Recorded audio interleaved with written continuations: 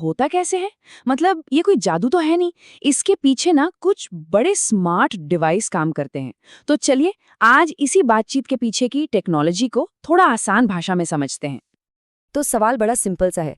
आखिर एक कंप्यूटर हमारी बात सुनता कैसे है? और फिर उसे हमारी बात समझ आ गई तो वो जवाब कैसे देता है? ये ना एक टू वे कम्युनिकेशन है, मतलब दो तरफा बातचीत, और इसके दो बहुत ही जरूरी हिस्से हैं। ठीक है, तो चलो इस बातचीत के पहले हिस्से से शुरू करते हैं। सबसे पहले हम कंप्यूटर को अपनी कमांड्स, मतलब अपनी बात बताते कैसे हैं? तो इसका जवाब है इनपुट डिवाइसेस। अब ये क्या चीज़ है? अरे ये वो तरीके हैं, वो जरिया हैं जिनसे हम, मतलब यूजर्स, अपनी बात कंप्यूटर तक पहुंचाते हैं। इसमें ना इन्फॉर्मेशन का फ्लो सिर्फ एक तरफ होता है, हमारी तरफ से कंप्यूटर की तरफ। सबसे कॉमन एग्जाम्पल, अरे अपना कीबोर्ड। हम जो कुछ भी टाइप करते हैं ना, चाहे वो कोई अक्षर हो, कोई नंबर हो, वो सब एक कमांड बनकर सीधे कंप्यूटर के अंदर जाता है। सोचिए, ये बिल्कुल ऐसा है जैसे हम कंप्यूटर से लिखकर बात कर रहे हों। फिर आता है माउस। अब इससे हम टाइप तो नहीं करते, पर स्क्रीन पर चीजों की तरफ इशारा करते हैं ना, मतलब पॉइंट और क्लिक करके कंप्यूटर को बताते हैं कि भाई ये करना है। और पता है, हर एक क्लिक अपने आप में एक कमांड है। और आजकल तो एक और जबरदस्त तरीका है, हमारी अपनी आवाज। जी हाँ, माइक्रोफोन हमारी आवाज को रिकॉर्ड करके कंप्यूटर के अंदर भेजता है। पहले तो ये सिर्फ गाने वाने रिकॉर्ड करने के काम आता था, पर अब जो स्मार्ट असिस्टेंट्स आ गए हैं, उनकी वजह से तो ऐसा लगता है जैसे हम सच में कंप्यूटर से बात कर रहे हैं। चलो ठीक है, हमने तो अपनी बात कंप्यूटर तक पहुंचा दी, पर अब सवाल ये है कि कंप्यूटर हमें जवाब कैसे देगा। तो चलिए अब इस बातचीत का दूसरा हिस्सा देखते हैं। तो यहाँ पर काम आते हैं आउटपुट डिवाइसेस। और यहाँ ना इंफॉर्मेशन का फ्लो बिल्कुल उल्टा हो जाता है, एकदम ऑपोजिट। ये वो तरीके हैं जिनसे कंप्यूटर अपना रिजल्ट हम तक पहुंचाता है। मतलब इस बार जानकारी कंप्यूटर से हमारी तरफ आ रही है। और इसका सबसे बड़ा, सबसे कॉमन एग्जाम्पल क्या है?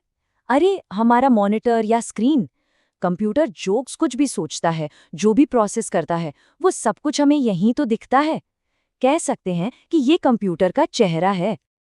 अच्छा, पर कभी-कभी ऐसा होता है ना कि हमें कंप्यूटर के अंदर की जानकारी, मतलब डिजिटल दुनिया की चीज असली दुनिया में हाथ में चाहिए होती है। तब क्या? तब काम आता है प्रिंटर। ये कंप्यूटर के अंदर की सारी इंफॉर्मेशन को एक कागज पर छाप देता है, जिसे हम हाथ में पकड़ सकते हैं।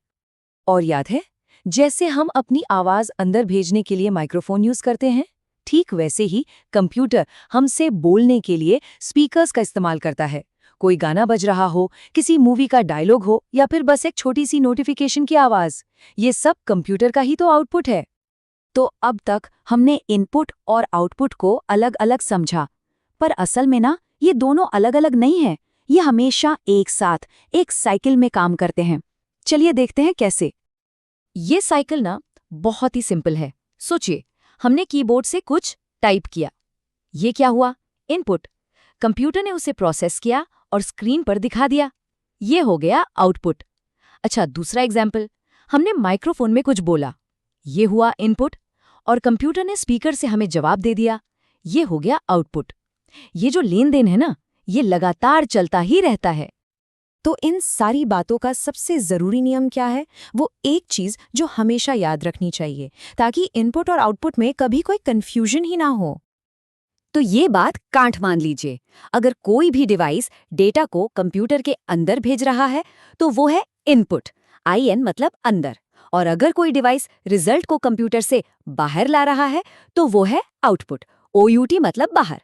बस इतना सिंपल है ये पूरा कॉन्सेप्ट। तो चलिए जाते जाते एक सवाल छोड़ जाता हूं।